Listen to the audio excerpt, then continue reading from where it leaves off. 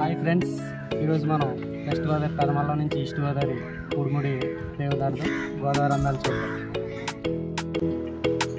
Friends, ఈ రేవు పడవ మీద ప్రయాణం. పడవ మీద మా బండిని ఎక్కించేసి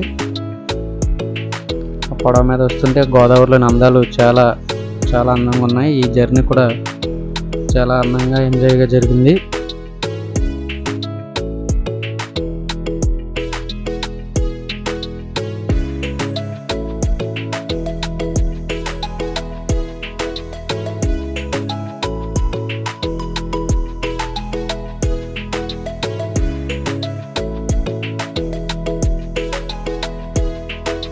గోదావరి జిల్లాలో ఇటువంటి ప్రయాణాలు చాలా ఆనందకరంగా ఆహ్లాదకరంగా ఉంటాయి.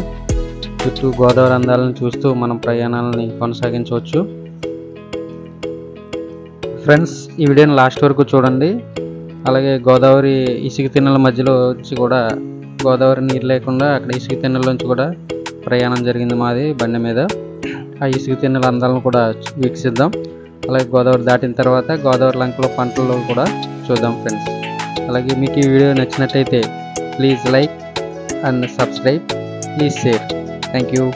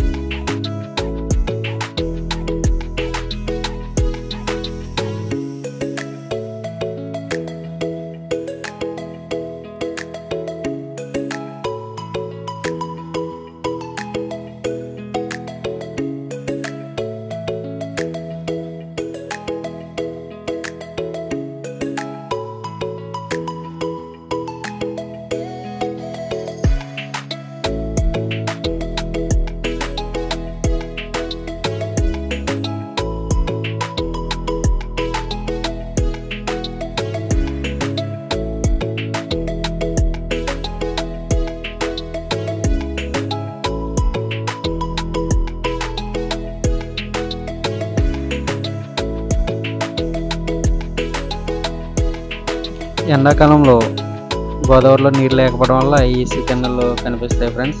ఇదంతా కూడా వర్షాకాలంలో గోదావరి చాలా ఫుల్గా ఉంటుంది.